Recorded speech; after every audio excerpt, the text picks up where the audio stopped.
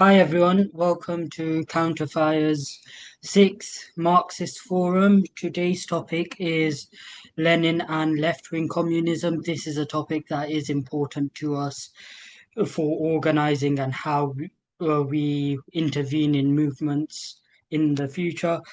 For today, we have Michael to do the introduction. After the introduction, there will be time for questions and contributions, and Michael will speak for 25 minutes. So I'll leave it to him now. Okay, comrades, good evening. I'm going to try and spend the next 20 minutes talking about Lenin and his book that was written in 1920 called Leftwing Communism and Infantile Disorder. I'll come back to that title in a little while, but I'm not completely sure how much people know in general terms, but Lenin's a name that we've all heard of. He's one of the great Marxist theoreticians of the Marxist movement. He was, of course, the leader of the Bolsheviks from when they split with the Mensheviks, the Russian Marxist organizations that split, first of all, in 1903, although they were still connected, the two wings, the Mensheviks and the Bolsheviks. But that became more formalized in 1912. Lenin was a leader throughout that whole period. Just as a slight aside, Bolshevik means majority, Menshevik means minority, and that relates to the conference of 1903. So Lenin took the majority of delegates with him who agreed with him. That split was over. How do we organise as revolutionaries? Should we be in quite tight revolutionary organisations? That was Lenin's position. Or the Mensheviks' position, should we have broader political parties, kind of like the Labour Party? That was their position, and that was that split there. So Lenin, that was 1903, becomes formalised 1912. He was one of the few, him and the Bolsheviks were one of the few socialist organisations which in 1914 took a position that was anti-war, but more than anti-war, it was actually called a position of revolutionary defeatism. So it said that for the socialist movement in Russia, the biggest victory would be the defeat of the Tsar, and that was the position that they took through that war. And obviously, by 1917, Lenin and the Bolsheviks are leading the Russian Revolution, and Lenin, alongside Trotsky, were one of the acknowledged leaders of the revolution of 1917. So I'm sure people know who Lenin is, but that is a very, very brief overview of him. He was a political activist. He was a theoretician of party organising, and a whole host of really important works that he wrote. State and Revolution, April Theses, What's to be Done, Left-Wing Communism, all well worth reading. But at the same time, I want to just emphasise, again, as a slight aside, that sometimes with Lenin's works, it's very important that we put them into the context of the time. And the reason for that was because Lenin was constantly dealing with the problem of the social revolution. How can we take part in processes? How can we build movements? How can we build the Bolshevik Party with the long-term focus of building towards the social revolution? And that meant that at different points, at different times, Lenin would tack first one way, then the other way, against that general principle. So Lenin is a fantastically important tactician and strategist of social revolution.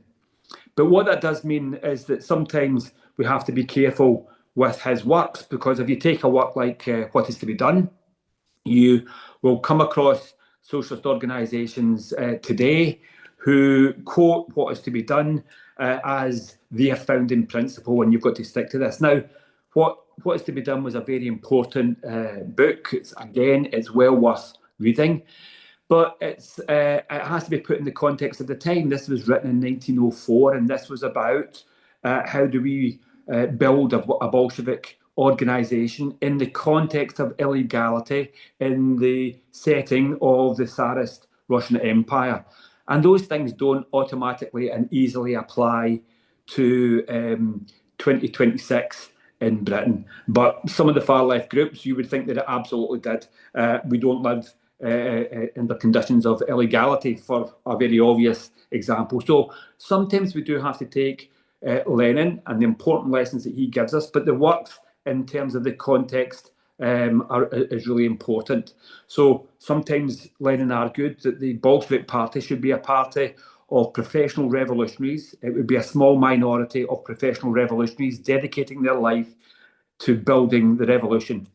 And at other points, he argued that the Bolshevik Party should throw open the gates of the party, and that people who, weren't fully formed Marxists should be let in, because this was a period of revolutionary potential, and the Bolsheviks had to grow and influence the working class in all of its sectors, wherever it could. So those two things, depending on the context, depending on the time, Lenin would argue for different things depending on the context. And so it's always worth thinking about Lenin's works in the context that they were written and what it was that he was trying to argue and put forward. So one of the things I think that might help us to understand that general point that I've just made, how do we understand Lenin in the context? What is it that he is? What is it that he's trying to? How do we expand our forces, the socialist forces? How do we bring forward the prospect of significant social change in the period that we're existing in? And one way that I sometimes think about this is really to take two things that other important theorists in our tradition have said. So one of them is from Tony Cliff, and the other one is from Antonio Gramsci. And Tony Cliff, I remember saying at one point that if you think of the working class in its mass, there is, on the one hand, there are a group of people who are revolutionary socialists. So that's people like you and me who are committed to revolutionary change.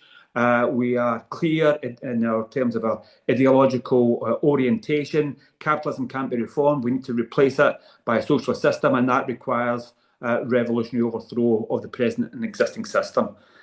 But this side of the socialist revolution, we necessarily are a minority, often quite a small minority within the working class movement.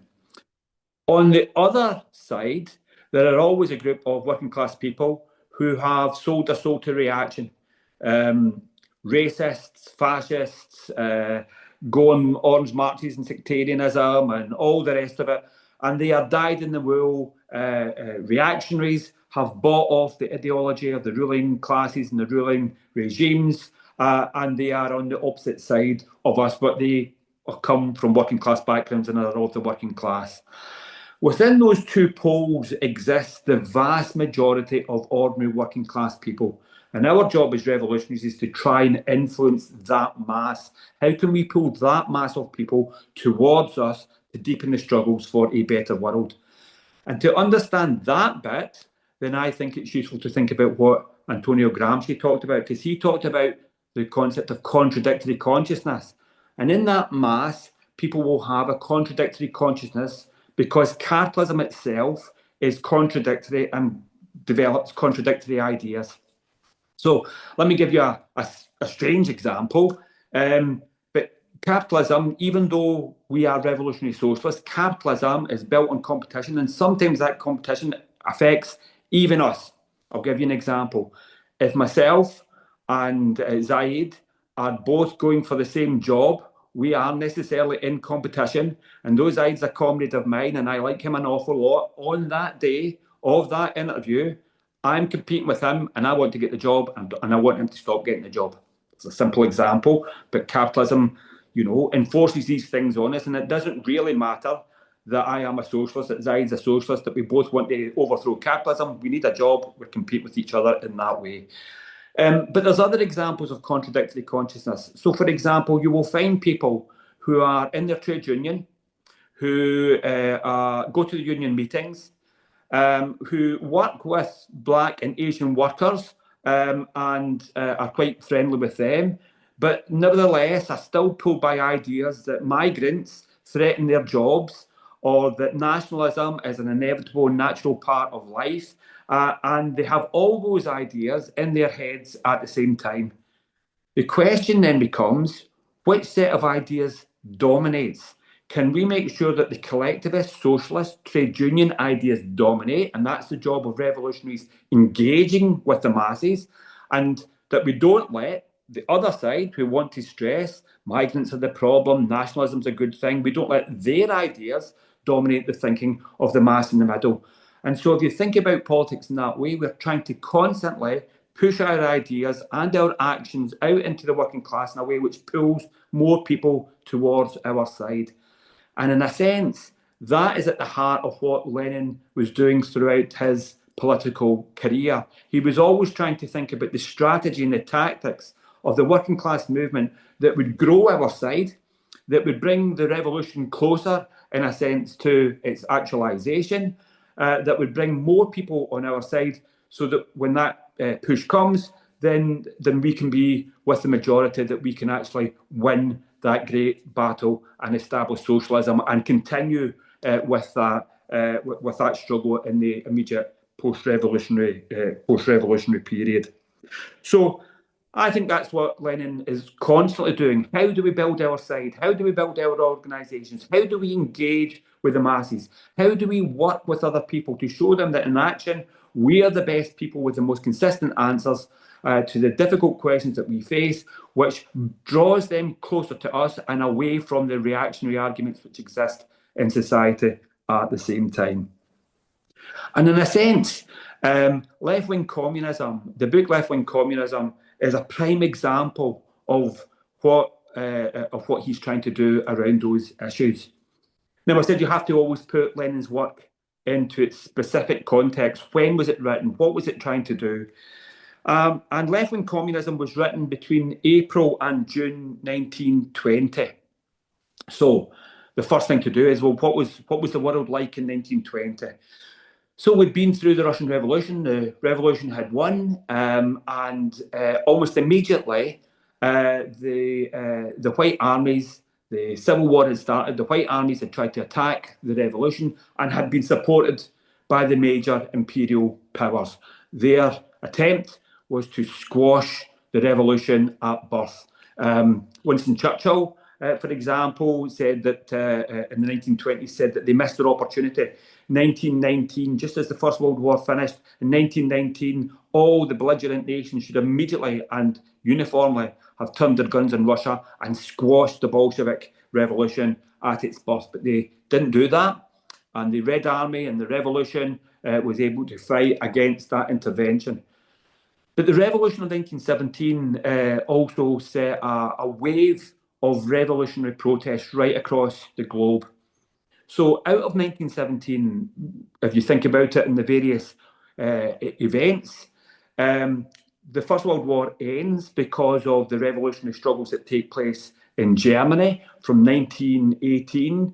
There are constant waves of revolution in Germany through the late teens, early 20s, mid-20s as we go through, and I'll come back to some of that in a minute. So Germany is aflame with revolution as the war finishes. And interestingly, both Lenin and Trotsky were absolutely clear that the Russian Revolution could not survive on its own if it was isolated, and the victory of the German working class would be essential to the establishment of a global international socialist system. Lenin said, we will give the German workers the grain, we will, the produce of agriculture, and they will give us the highly skilled engineering works that Germany was at the forefront of producing in the world at that time. And socialism required both those elements. It was an internationalist system. So they were very aware that what happened in Germany and other parts of Europe was absolutely vital to the defence of Russia by spreading the revolution. Not only had the Red Army to defeat the Whites within this internal civil war, but if you like, the global civil war was now initiated by the Russian Revolution as that spread across the globe.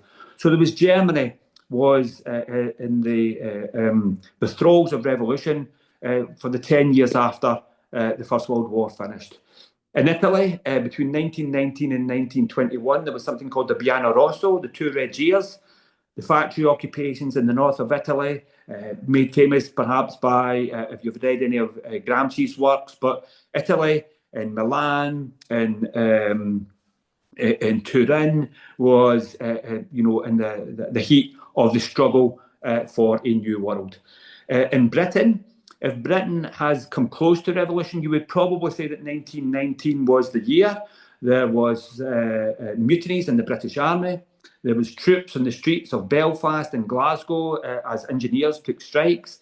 There was even strikes in the police. The police even went on strike, and the police actually had flying pickets that went from police station to police station to picket out fellow police officers. Not something that we're used to saying in our movement, but there you go. There was the miners, the railway workers, and the steel workers, and the Triple Alliance in that period as well. So Britain was very, very close to revolution in 1919 as well. And then in places like in Spain, Spain was in the start of something that was called the Three Bolshevik Years. That took you through to 1922. Canada in 1919 had its biggest general strike in history. Similarly in Australia. And by the early 1920s, there was also the rebellion in many of the former colonial states of France and Britain, of the French and British Empire, the Great Rebellion in the Arab countries against the imposition of French and British rule after the Mandate. So Lenin is writing left-wing communism at a time when there are massive social struggles taking place right across the world, particularly in Europe. And he's writing to try and engage with those who are joining the communist parties in those countries and trying, in a sense, to pass on the distilled experience of the Bolshevik Party from 1903 right the way through to 1920. So in other words, the Bolshevik Party was a revolutionary party from 1903. We've lived and worked through all these different phases. What have we learnt as a revolutionary organisation in that period? And what lessons can we pass on to you who are starting the formation of communist parties in Germany, in Italy, in France, in Britain, etc., around the world? So it's written, and it's April, June 1920, and it's then given to every single delegate who is coming to the second Congress of the Communist International. The Communist International has been created, again, as an active forum to bring communists and Marxists from around the world together to think about how we can spread the revolution beyond the borders of Russia. And so the second Congress takes place in July and August 1920, and every delegate is given a copy of Lenin's left-wing communism. It's available in Russian, in German, in French, and in English. And it was so important, Lenin thought it was so important that, that he took very, very close oversight of the translations, of the copy editing, because he wanted his arguments in this book to be absolutely crystal clear about what it was that he was saying. So it's given to all delegates. It's part of Lenin's intervention into the processes of the formation of the communist parties, primarily in Europe, and it does so really in two parts. So part one is, if you like, that distillation of the history of experience of the Bolshevik Party, and he takes the reader through a quite quick overview of the various phases that the Bolshevik Party has been through from 1903. So this is a process that takes the Bolsheviks from study circles, so quite small study circles. The purpose of that is to develop a cadre who are well versed in Marxist theory and who are able to argue and take on board Marxist arguments into the general progressive milieu of that time. Through the period of initial party building, so getting their paper out, trying to draw people closer to us, but that through an organisation of professional revolutionaries. Into the period of 1905, the first Russian Revolution, or the dress rehearsal for the Russian Revolution, when Lenin then argues that we should open up the banks, open up the gates of the party. So rather than the party being a small cadre of well-versed Marxist intellectuals from the working class, but professional revolutionaries, that's their job, in effect, is to be revolutionaries, to throw open. And Lenin famously says that priests should be welcomed into the Bolshevik Party. Those that want to be on the side of revolution, that think that we need a revolutionary change to society, they should be welcomed with open arms into the party, and they will learn through the experiences. They will come to Marxism through the experiences of struggle in that way, and of course supplemented by reading and argument at those various things. From there, he takes them through the period of reaction, so the loss of the 1905 revolution, 1905, 1906. So 1907 and 1908 is a period of reaction. People leave the party, the membership declines. One of the arguments that he takes on there is that he says that the Bolsheviks got it a little bit wrong. So in 1905, there was a debate: should the Bolsheviks take part in effectively the parliamentary elections? And the Bolsheviks, Lenin and the Bolsheviks, argued that no, we shouldn't.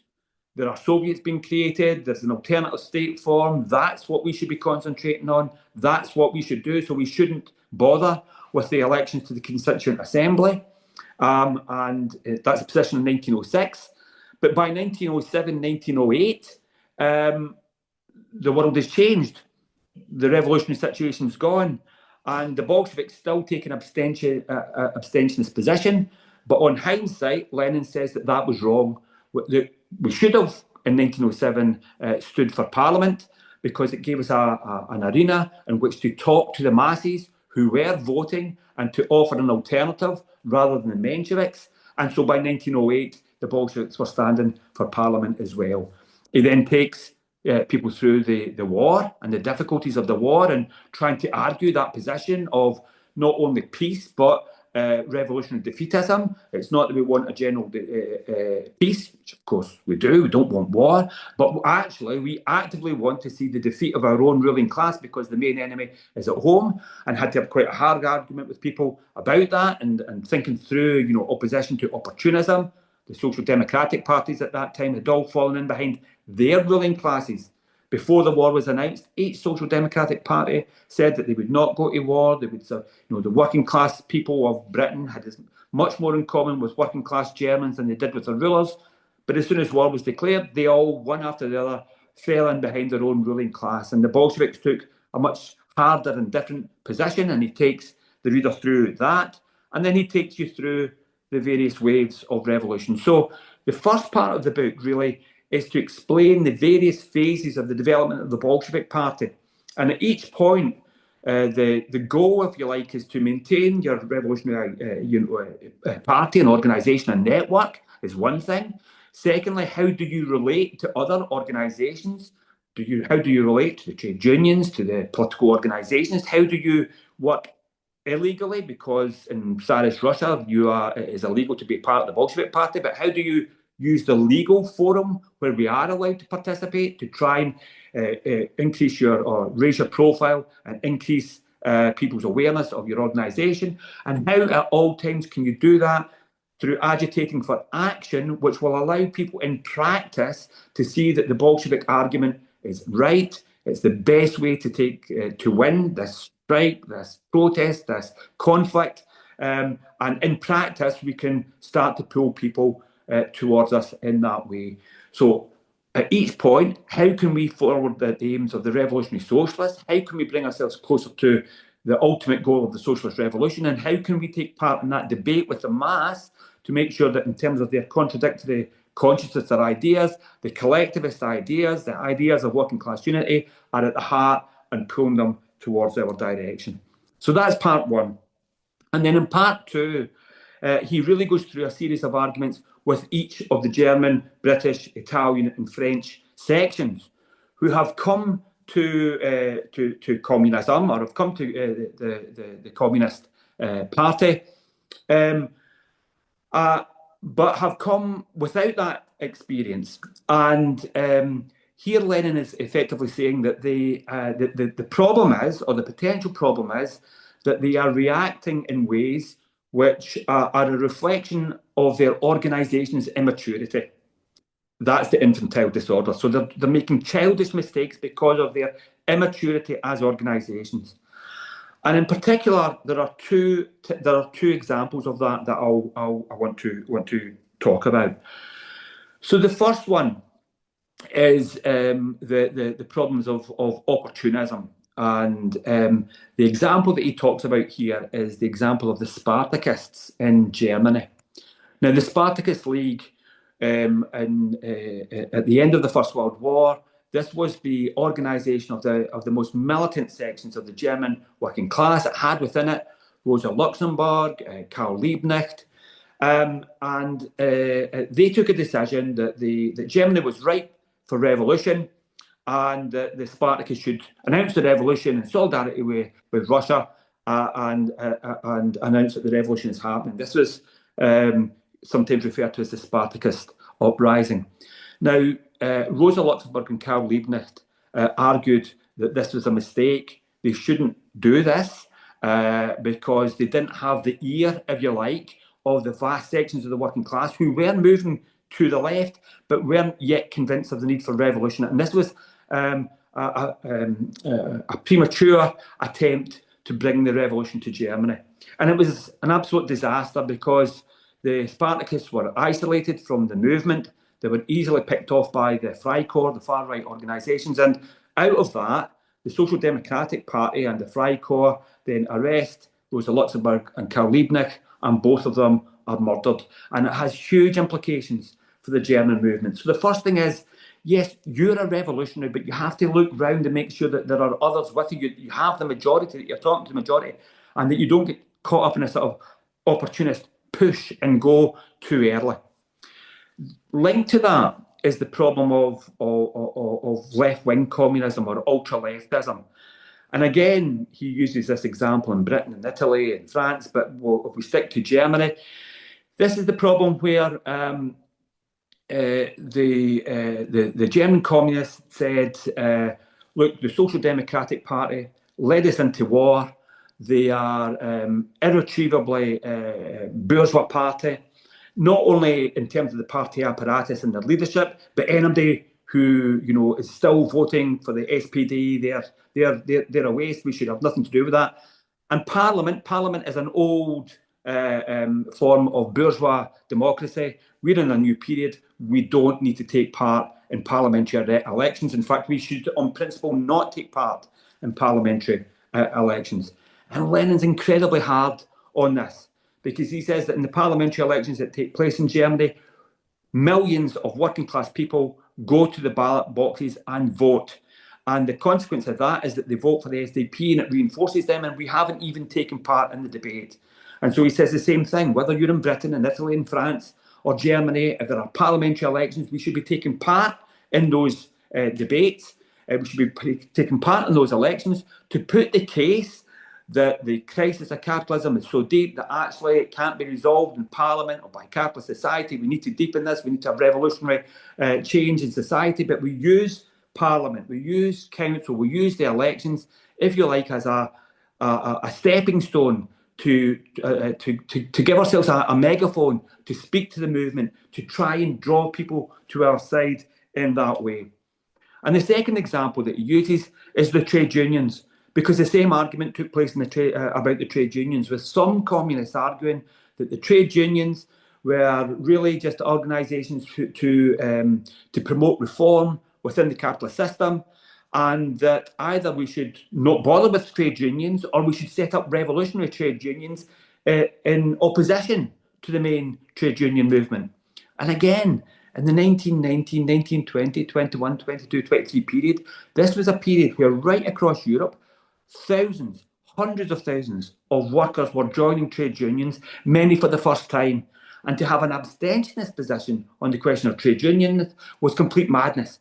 We should be part of the trade unions. We should be in the trade unions. We should be arguing that the trade union leadership don't deliver on the various things that we want to argue for. We want more strikes. We want better pay. We want better conditions. We want political strikes. And the best place to do that is from inside the trade unions as a sort of political trade union itself.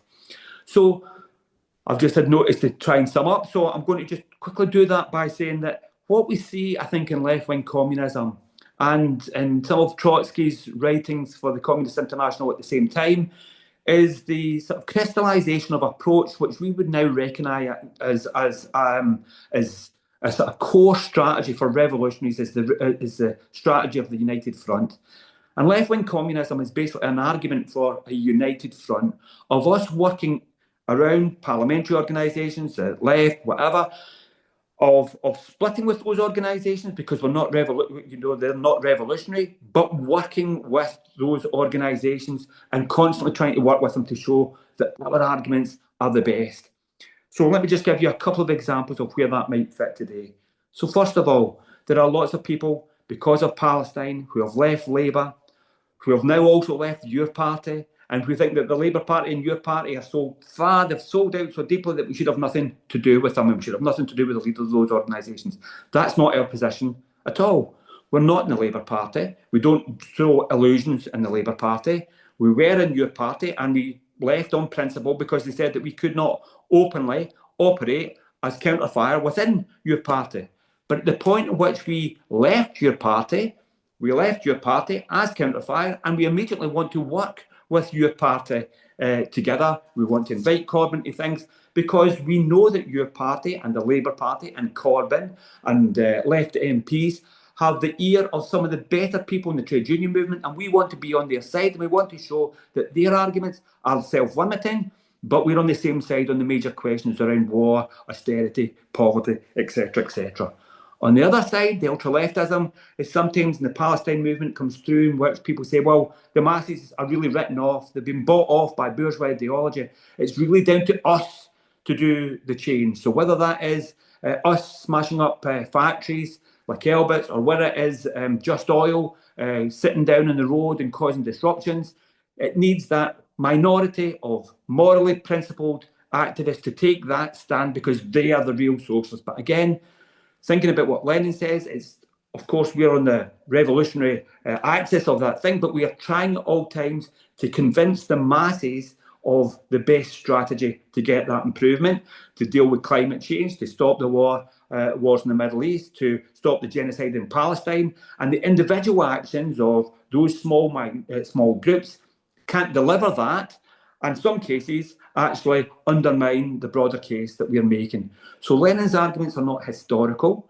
They were vital at the time in terms of shaping the orientations of the Communist Party, but they remain vitally important to many of the key questions, whether it's around the Labour Party and our attitude towards them, your party, our attitudes towards them, Palestine Action, Just Stop Oil, Sharon Graham and Unite. These are all questions which, if we have a critical read of left-wing communism, I think we can have a better understanding of what our orientation should be on these big political questions.